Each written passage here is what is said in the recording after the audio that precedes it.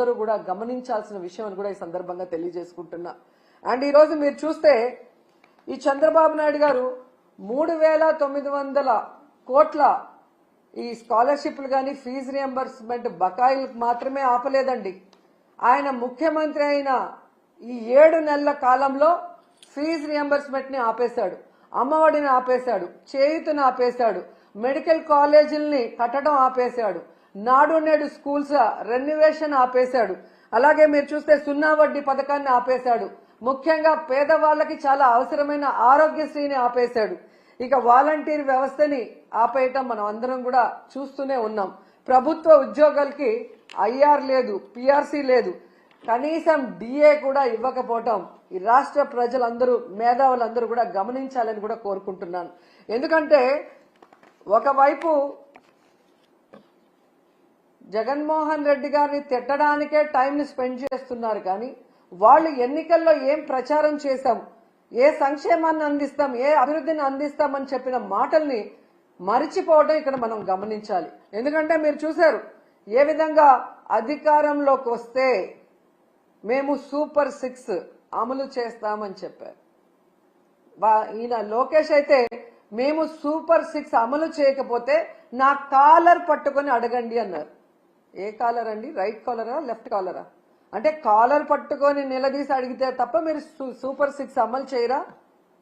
ఈరోజు చూస్తే చంద్రబాబు నాయుడు గారు ఎంత కూల్ గా సంపద సృష్టించాక ఆదాయం పెరిగాక అప్పుడు సూపర్ 6 ని అమలు చేస్తామని చావు కబురు చల్లగా చెప్తున్నారు.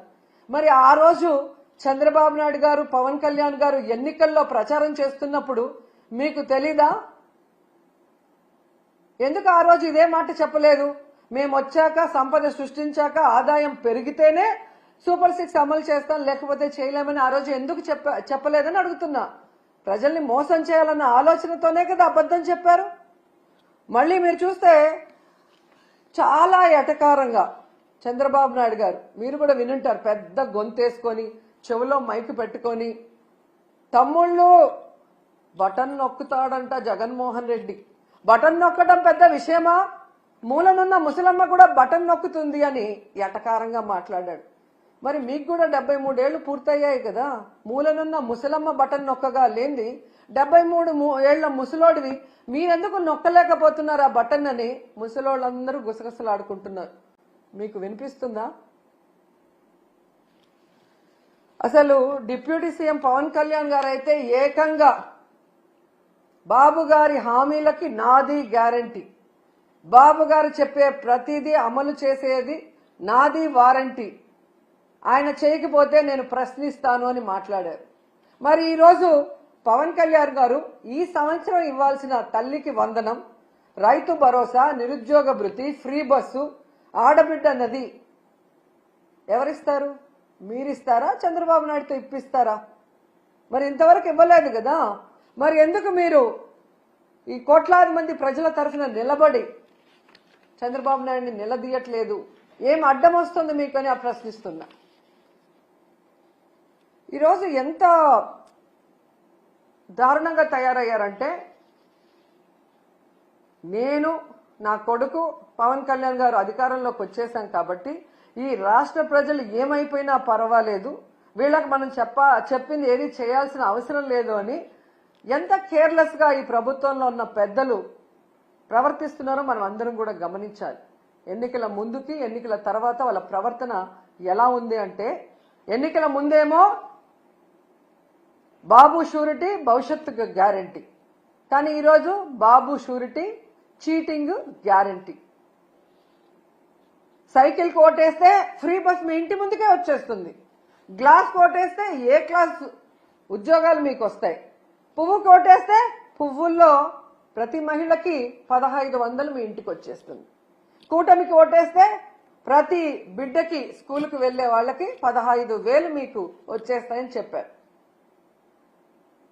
ఇక ఇంట్లో ఎంతమంది ఉంటే అంతమందికి లక్షలు వచ్చి పడేస్తాయని ఏ విధంగా వాళ్ళు బాండ్లు కూడా రాసి ఇవ్వటం మనం అందరం కూడా గమనించాం. కానీ ఈరోజు ఆ బాండ్లు నాలిక గోక్కోవటానికి కూడా పనిచేయట్లేదు. అసలు వీళ్ళు చేసిన ప్రచారం ఎలా ఉంది అంటే, రామానాయుడు గారు సైకిల్ వేసుకొని ఒక ఇంటికి వస్తారు. ఈ రోజుకి కూడా ఎక్కడ చూసినా అది వాట్సాప్లో తిరుగుతుంది. నీకు 15,000, నీకు 15,000, నీకు 15,000, నీకు 18,000 అని చిన్నపిల్ల నుంచి పెద్దవాళ్ల వరకు వేలు పెట్టి ప్రతి ఒక్కరికి చూపిస్తూ సైకిల్లో వచ్చి సైకిల్ కొట్టేస్తే చాలా అవన్నీ వచ్చి పడిపోతాయి అన్నారు.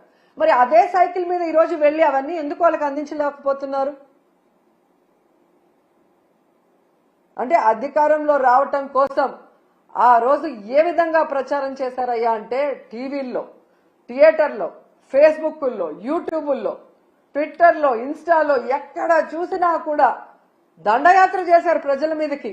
ఒకవేళ తెలుగుదేశానికో కూటమికో ఓటేయకపోతే ప్రతి ఇంట్లో ఉన్న మహిళ లక్షలాది రూపాయలు మిస్ అయిపోతుందేమో అన్నట్టుగా ఊదరగొట్టి ఈ రోజు మీరు చూస్తే సంపద సృష్టించాక ఆదాయం పెరిగాక మేము ఇవన్నీ చేస్తాము అని ఎంత చావు కబురు చల్లగా చెప్తున్నారు.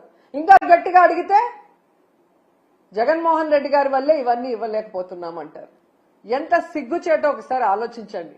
ఈరోజు తెలుగుదేశం పార్టీ, జనసేన పార్టీ వాళ్ళ ఇంట్లో ఎవరికైనా జలుబు వచ్చినా, వాళ్ళకి తుమ్ములు వచ్చినా అది జగన్మోహన్ రెడ్డి గారి వల్లే అని చెప్పుకునే అంత దిగజారిపోయారనేది ఈ మధ్యకాలంలో టీవీలు చూసిన వాళ్ళందరికీ అర్థమై ఉంటుంది. ఈరోజు నేను ఈ కూటమి ప్రభుత్వంలో ఉన్న నాయకులు అందరికీ కూడా చెప్పేది ఒక్కటే, మీ మేనిఫెస్టో మీ దగ్గర లేకపోతే ఒకసారి ఆ మేనిఫెస్టో తెచ్చుకొని చూడండి, లేకపోతే మేము పంపిస్తాం మేము మేనిఫెస్టో. దాంట్లో క్లియర్ గా మీరు రాస్తున్నారు 14 లక్షల కోట్లు అప్పుంది, అయినా కూడా మేము సూపర్ 6 అమలు చేస్తాము అని చెప్పారు. అసలు 14 లక్షల కోట్లు అనేదే అబద్ధం. మొన్ననే మీరు అధికారంలోకి వచ్చిన తర్వాత మీ అధికారులు మీరు అంతా కూడా ఎక్సర్సైజ్ చేసి అసెంబ్లీలో ప్రవేశపెట్టారు. కేవలం 6.5 లక్షల కోట్లు మాత్రమే అప్పు ఉంది అని. 14 లక్షల కోట్లుందని అబద్ధం చెప్పిన మేనిఫెస్టోలోనే అన్ని చేస్తామన్నప్పుడు అందులో సగం ఉన్నప్పుడు ఎందుకు చేయలేకపోతున్నారని నేను అడుగుతున్నా. అసలు ఇప్పటికీ రాష్ట్రం విడిపోయాక మొదటిగా ముఖ్యమంత్రి అయింది మీరే. మీరు దిగిపోయేటప్పటికి ఎంత అప్పు ఉంది, మీరెంత అప్పు చేశారు, మీరు ప్రజలకు ఏం సంక్షేమాన్ని ఇచ్చారు, రాష్ట్రానికి ఏం అభివృద్ధి చేశారో ఒక వైట్ పేపర్ రిలీజ్ చేయండి. ఆ తర్వాత వచ్చిన జగన్మోహన్ రెడ్డి గారు 5 ఏళ్లలో ఎంత అప్పు చేశారు, కోవిడ్ సంక్షోభంలో కూడా రాష్ట్రానికి ఆదాయం లేకపోతే ఎలా సంక్షేమాన్ని అభివృద్ధిని చేశారు, ఎంత అప్పు చేసి ఆ అప్పు డబ్బులు ఏమైందో కూడా ఒక వైట్ పేపర్ రిలీజ్ చేస్తే మీ అబద్ధాలకి ఫుల్ స్టాప్ పడుతుంది. ఎన్నికల ముందే కాదు ఇప్పుడు కూడా అబద్ధాలు చెప్పుకొని బ్రతకాలనుకుంటున్నారు తప్ప రాష్ట్ర ప్రజలకు ఇచ్చిన హామీలు నెరవేర్చాలన్న చిత్తశుద్ధి లేకపోవడం దురదృష్టకరం. సో మీకు ఒకటే చెప్తున్నాను, మీ బడ్జెట్ లో మీరు చెప్పినట్టుగా బడ్జెటరీ లోన్ 4,91,734 కోట్లు, అలాగే నాన్ బడ్జెటరీ లోన్స్ అంటే కార్పొరేషన్ల ద్వారా తెచ్చిన 1,54,797 కోట్లు, అంటే మొత్తం కలిపి 6.5 లక్షల కోట్లు మాత్రమే అప్పుంది. దాంట్లో మెజారిటీ మీరు చేసిన అప్పులే 2014లో. సో 14 లక్షల కోట్లు ఉన్నప్పుడే అన్ని అమలు చేస్తామన్న మీరు ఈ రోజు చేయకుండా దాన్ని జగన్మోహన్ రెడ్డి గారి మీద తోసి తప్పించుకోవాలి అంటే వదిలిపెట్టే ప్రసక్తే లేదు.